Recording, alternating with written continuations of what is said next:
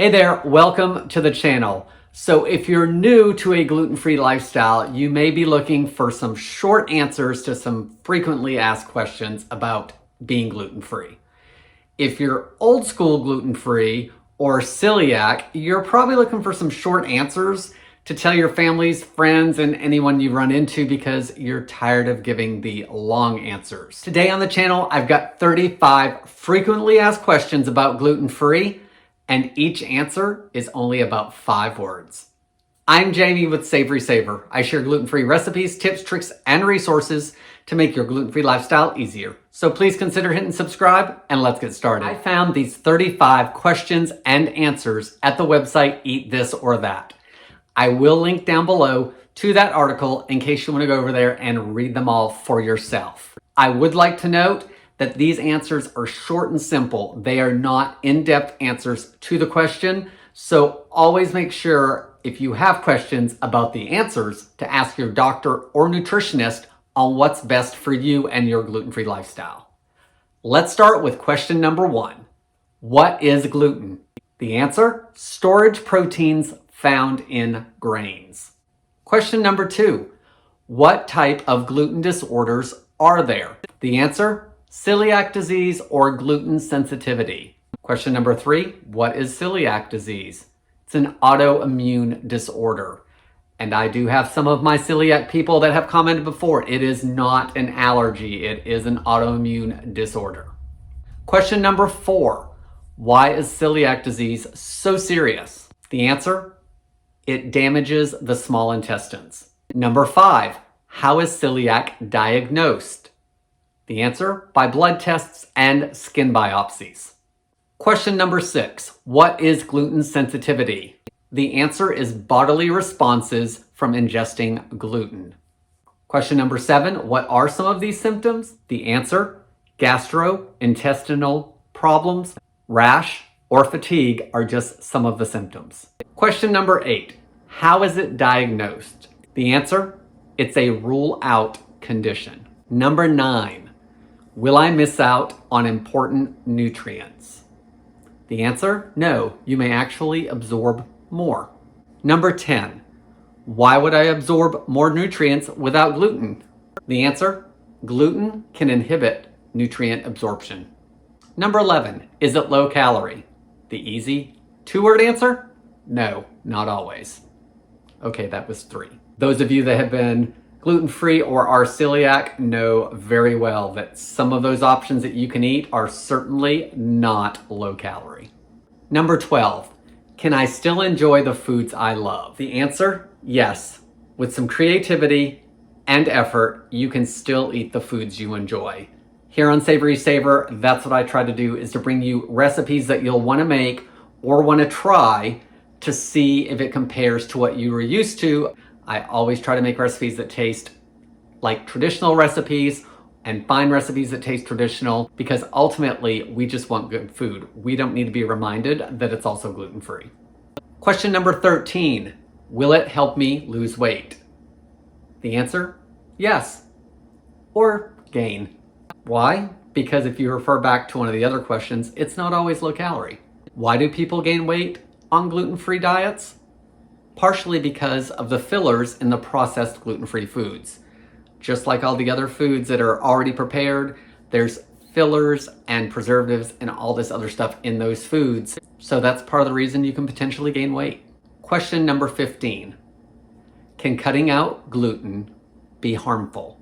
The answer: not with a balanced diet. So always talk to your nutritionist or doctor, as I stated in the beginning of this video. So what can I eat being gluten-free? Lots of things: meat, dairy, vegetables, nuts. There are a ton of things that you can eat gluten-free once you get started. Question number 17, are gluten-free foods safe for people with wheat allergies? The answer is: not necessarily. Question number 18, is it expensive?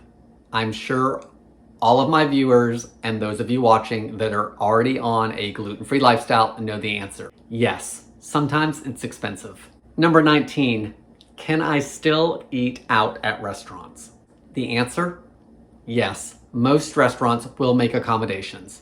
That being said, to that answer, as someone who has a wife that does not eat gluten, we still have to be very careful.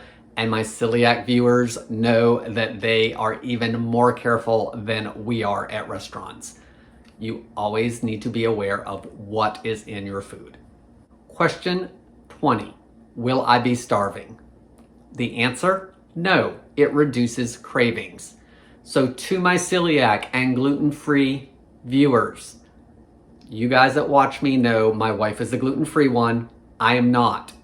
And I have never heard her say that eating gluten-free reduces cravings. So leave me in the comments below. Do you guys notice you have less cravings because you don't eat gluten? I'd love to hear them. Question 21. Will I have less energy? The answer, no, you may have more energy. Question 22. Will it give me a flatter stomach? The answer, it can actually reduce bloating. My wife will tell you that when she stopped eating gluten, she did notice less bloating. What is a non-gut related benefit to not eating gluten? Potentially, you could have less joint pain. Question number 24. Will I lose fat? The answer says, science says yes. For a full answer to that question, always do your research and talk to your doctor or nutritionist. Question 25. How do I make sure I'm eating enough? This is a one-word answer, but it needs to be repeated. Plan, plan, plan. Those on a gluten-free diet know they have to plan meals, they have to plan going out, you have to plan your trips if you're going somewhere. It very much is getting into the habit of planning. I recently had a viewer that we were chatting back and forth in the comments. She was going somewhere and she literally was making a plan of what she was going to eat for the 2 or 3 weeks that she was going to be somewhere else besides home. That is key to making sure that you're getting what you need. Question 26. Is soy sauce gluten-free? The easy answer is no, it's made with fermented wheat. That being said, there are now many brands of gluten-free soy sauce, or if you look for the ingredient called tamari, tamari typically does not have gluten in it, but that's not always the case, so you always need to read your ingredients and the label. Another good option if you don't want soy sauce is to use coconut aminos. It's very similar. Question 27, but salad's gluten-free, right? The answer, the dressing in that salad may not be. Yes, that's more than 5 words, and that's me paraphrasing, but dressings can have gluten in them, or the croutons have gluten in them, or the other toppings besides all those vegetables could have gluten. So always double check. Question 28, are gluten-free pastas better for me? The answer, pasta is still pasta. In this household, in regards to pasta, the bigger questions are always, what are some good brands of pasta? How can you keep your pasta from getting mushy? How can you keep your gluten-free pasta from breaking apart? Those are all more important to me than is pasta healthy, because ultimately, I don't feel that we eat pasta anymore now than we did when we were gluten-free. Question 29, is gluten-free related to emotional health? The answer, gluten sensitivity can cause depression. Again, that question and answer, if you're feeling that way, is a question you should talk to your doctor about. Question number 30, where do I shop? Guys, the answer, you shop at the same places you did before, the grocery store and online. Those places have a ton of gluten-free options now. Question number 30, what are some safe gluten-free brands? The answer in their article was to opt for gluten-free whole foods, meaning vegetables, fruits, dairy, whole food ingredients.